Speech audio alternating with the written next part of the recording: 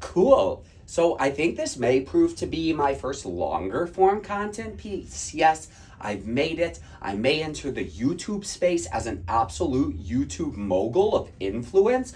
But what I want to talk about today is a little lengthier, and it's programming for athletes or following programs, and that it should align with the task at hand. So from a general fitness standpoint, or if training for a certain competition, I'll use the open as kind of the crux of what we're going to talk about today. And there's this common misconception in the world of CrossFit that heavier and higher skilled or more volume leads to a more challenging or a harder workout. And I think that that is usually not the case. And to articulate / show that point, we're going to look at the workout Fran, because everyone in CrossFit knows what the fuck Fran is. It's the Fran lung. Oh, we're doing Fran today. Oh, it's going to hurt so bad, right? That's the general reaction when athletes find out that they're about to do Fran or when they think of Fran.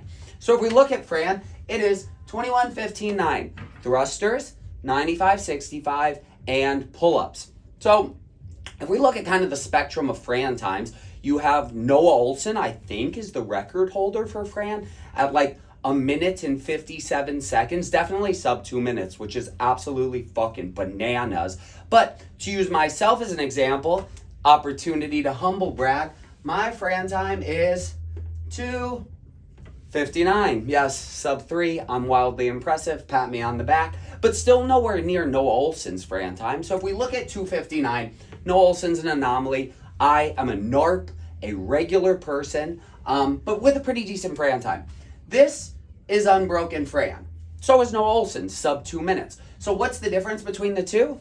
Transitions and cycle speed of the barbell and the pull-ups, right? He's squatting down and driving back up overhead and pulling that bar down a lot faster than me. But now if we look at some other people's Fran times, let's look at more of an average recreational CrossFitter. We're not doing this all the time. We're not really pushing ourselves, but we're relatively fit. Maybe our Fran time is around 6 minutes.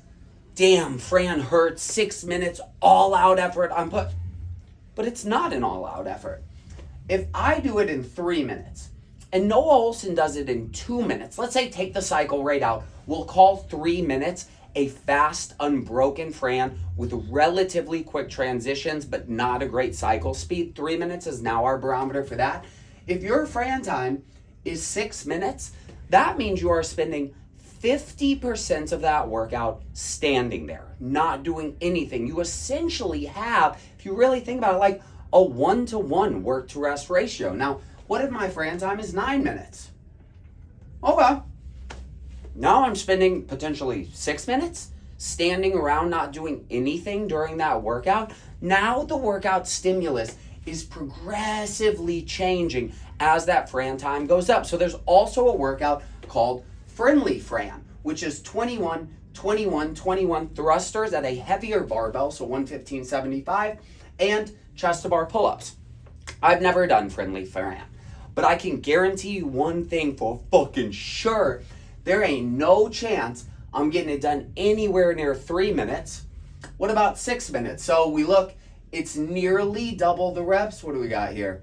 63, 45. All right, about 50% more reps. So could I get it done in 50% more time? Say 4:30? Absolutely not. Here's the deal with Friendly Fran. If I do Fran, that whole thing is unbroken. No breaks, no coming off the bar, no putting down the barbell. Friendly Fran, these chicken legs, I'm breaking up that set of thrusters, that set of thrusters, that set of thrusters.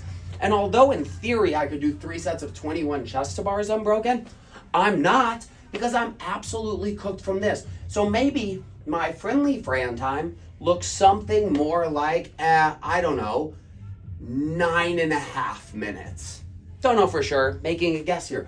Well, now suddenly a workout that in theory could be done in 4:30 with quick transitions and unbroken, if we look just off of like the math and how much more workload it is, suddenly if I'm taking 9:30, now I have more of like that 2-to-1 work to rest ratio. So why does that matter, and why is that a relative point or data point or a concept for you to consider in your programming and or in your own personal training? Workouts like this with ratios like 2-to-1, 3-to-1, 4-to-1. What do they teach you to do? They teach you to go slow. They also are not how you develop strength. Doing thrusters at 115 or 135 or whatever in a Metcon is not how you improve your ability to handle heavy thrusters, right? If we want to be able to do heavier thrusters better, principle number one, first thing we have to do is we have to improve the relative strength that allows in that lift. So that's things like working heavy thrusters as a strength training thing, working front squats, probably going to be the most important one in upping our front squat and upping our push press. Because as our max lift, so here, let's look at it like this. Let's say my max thruster, we'll keep it simple, even though front squats are probably a better way to do this. Let's say my max thruster is 200 and what is my max thruster? I think it's like 210-ish. It's pretty bad relative to other people. So if it's 210, and then I look at that 115 thruster weight, 115 thruster. So that is about half, a little over half of that 210 variable. So my maximal voluntary contraction is 210, 115 being nearly or a little over 50% of that maximal voluntary contraction is going to accumulate a lot of fatigue in me before it would accumulate fatigue in someone that can, what was the biggest thruster in the open the year they had it? I want to say Wall Street weightlifter did like a 315. No, he might have been up at like 405. Some ridiculously heavy thruster. And so as we drive up our maximal strength, then that thruster weight, whatever it is, becomes a lower percentage of our maximal voluntary contraction. And at that point, it's just going to create less fatigue or less systemic fatigue in our system. So if we start looking at this in relation to programming, we need to look at our strength training as an opportunity to drive up our maximal strength. Lord knows I ain't ever gonna even back squat that, but it's an opportunity to drive up this number, therefore making this number a lower percentage of it. Then when we're training Metcons or we're training our conditioning anaerobically or aerobically, more in the anaerobic space, we are really training energy systems and we are training our ability to go fast or go slow. So if we look at something like leading up to the CrossFit Open, and for the sake of this conversation, I want to pretend that just like general all-encompassing fitness is not the goal. Let's say we have an athlete and their main goal is to perform at the CrossFit Open. And we're talking about an athlete that is not so unbelievably fit. We're talking about like the high-level professionals of the world, where regardless of what, they're going to qualify in that top 1%. They're going to advance to semifinals, at which point different demands are going to be forced upon them. If we look at the Open and what we've seen for the past 14 years, what we traditionally see in the Open is a requirement to go fast. We see low to moderate loads for higher volumes, same thing with the skills, and we need to be able to push hard through those. So if our goal is to train the energy systems that allow us to do that, we need to have workouts, both loads and volumes, that align with allowing us to push hard and to push fast. So if in preparation for the Open, for anyone except like higher level athletes, large accumulations or workouts of truly heavy thrusters, working on truly heavy power snatches or even squat snatches in general in Metcons, your volume of being able to handle heavy bars on deadlifts, your volume of being able to handle really large, dense sets of ring muscle ups, double dumbbell movements at heavy dumbbells. These are not things that are going to increase our performance in the Open. In fact, they're things that are going to hold us back because we only have so many energy points that we can expend towards our training. So anything that is not benefiting our primary goal, which in this example is performance in the Open, is actually pulling us away from it because it's using up some of our energy for training. It's also using up some of our recoverability. On top of that, it's teaching us to go slower because the demands of the workouts in and of themselves hold us back from pushing fast.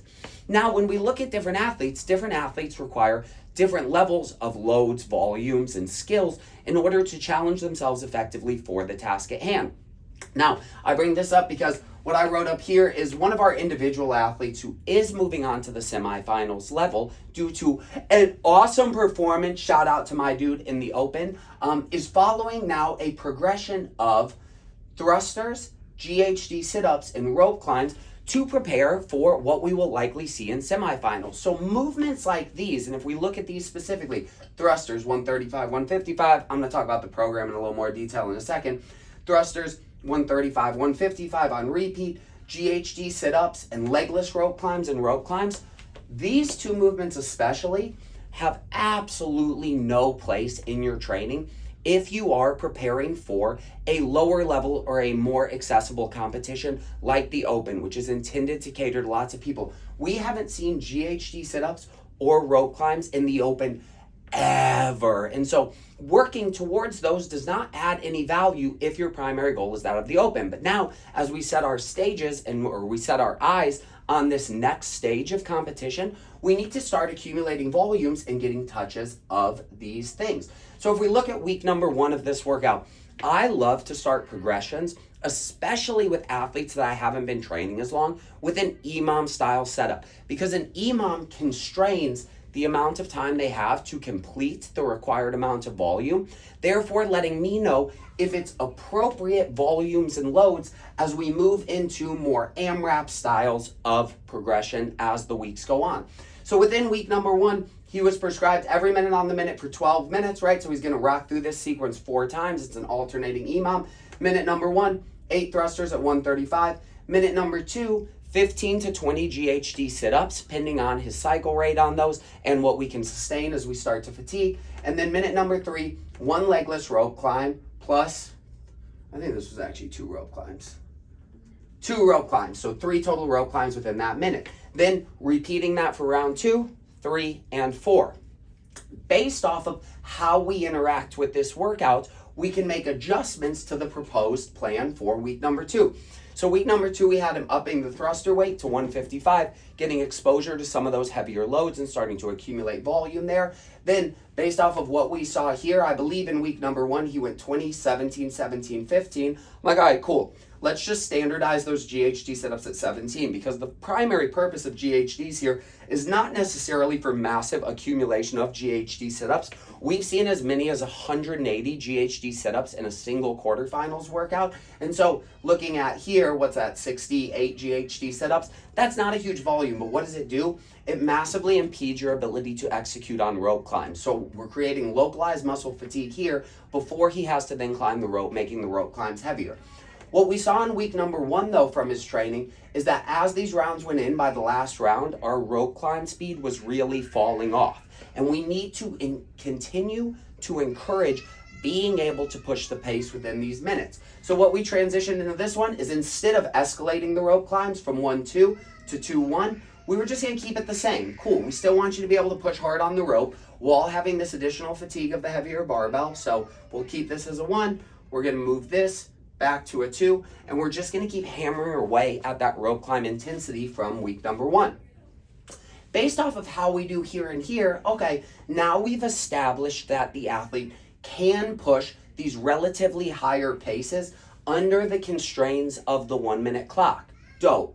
Now we can start to give them larger or more demanding as fast as you can, or AMRAP style workloads, so that they can push little bit denser volumes of work without the broken up rest that is created by the fact that his 8 thrusters maybe take him 20 seconds or so, and then he's resting 40 seconds before moving into the next one. So how can we start to elongate those work domains so that the athlete can learn to train within that sphere? So now as we look into week 3 and 4, which are a set progression in and of themselves that build off of 1 and 2, we start to have 2 rounds of an AMRAP, each AMRAP being 7 minutes long. We don't need to get into these ridiculous 30 and 40 minute time domains, because we know realistically that that's not what's going to be tested at the Open level, at the quarterfinals level when it existed, at the semifinals level. The average Open workout is 13 minutes. We see a lot of workouts pushing up towards that 20-minute mark, but that's going to be the longest time domain that we're likely going to see. So if we want him to be able to push, we're going to keep some rest in there so that we can maintain some degree of power output between the 2 rounds. Sometimes, depending on the athlete's time and schedule, we like to have significantly longer rest domains, allowing them to push super hard during both of those intervals. But now we start to bring it back down. We're lowering the volume, but we're looking for repeat or cyclicability, if that's a fucking word, of the movements themselves. So we're looking at an AMRAP in 7 minutes, 15 GHD sit-ups, 1 legless rope climb, 5 thrusters at 135. We're gonna see how many times they can get through that in 7 minutes, but we add this requirement that we need to move faster after our 2-minute rest during our second 7-minute AMRAP. This style of we want the second round to be faster is massively beneficial for 2 reasons. Number 1, we're not going to get 2 full-out red line attempts. Lots of athletes, especially if they haven't been doing this as long, feel the need to go as fast as possible in interval number 1. They end up redlining. Then number 2, we have a massive fall off in pace. On top of that, we create so much more stimulus because we've now pushed it as hard as physically possible during 2 different 7-minute intervals. By putting the requirement for positive splits in here, we lower the intensity slightly of that first interval while still accumulating good volume. We're also teaching athletes how to pace. It forces them to tune in to their pacing and their body and how they feel to, all right, how hard can I push here? Where now I gotta push real hard that second time through in an effort to maybe pick up a couple of reps on it, but they learn from it. So maybe they totally shit the bed here. In this one, we push way too slow and we absolutely end up dusting it the second time, or vice versa. We push a little too hard on round number 1 and then come round number 2, we can't catch that. It's a data point. It allows us to learn from what we did in the first time and apply it to the second time. From there, we can make adjustments to the total volume of this so that we can start to accumulate more volume in more dense sets. So we'll look to probably bump up the GHDs a little bit. We'll look to increase the rope climb volume slightly depending on how we stay with the rope climbs here, and we look to pick up that thruster rate. Now we have an idea of what is possible for a similar number of reps, and now how much fall off do we see into this? An additional 3 GHD sit-ups creates no more transitions and should take an extra 6 to 9 seconds total. Then we add in 1 additional rope climb, which since we're using our legs, we shouldn't have a lot of fall off there either, right? Say maybe another 5 to 8 seconds to get back up the rope with a short break in between and descend back down. And then the thruster weight, hopefully we can maintain a similar cadence. If we start to see massive drop-offs from here to here, then we've got to identify what is creating that. Is that thruster weight starting to create too much residual fatigue to where we can't cycle quickly into the next movement and we can flux up and down from there? The concept though is a progression like this: the thruster weights, the rope climb volumes. All of this is not an appropriate workout stimulus to prepare an athlete who is more of a recreational CrossFitter for any level of competition for which they're planning to participate in. Lots of athletes would see a workout like this and be like, oh, that's so hard, that's so sick, that'll probably make you so good, especially if we don't look at weeks number 1 and number 2. If we just will look at number 3 and number 4. But what if this, I get 1.5 rounds or 2 rounds? Was that a productive workout stimulus for an athlete? No, it wasn't, because what is the total length of completing one of these rounds? 30 to 45 seconds. With transition, maybe another minute to here. We should be able to finish a round of this in 1.5 minutes. So if it's taking us 7 minutes to get through 1 round and the GHD sit-ups, that's not a productive workout. Now we're trying to train strength and capacity of movements in a Metcon style setting, which is not the most productive way to do that. So it's always important that we look to align the workouts with the athlete themselves. And this is where scaling becomes so important. Doing the RX Plus or the RX, depending on what your gym calls it, is not always going to be the most challenging and the most appropriate workout for you.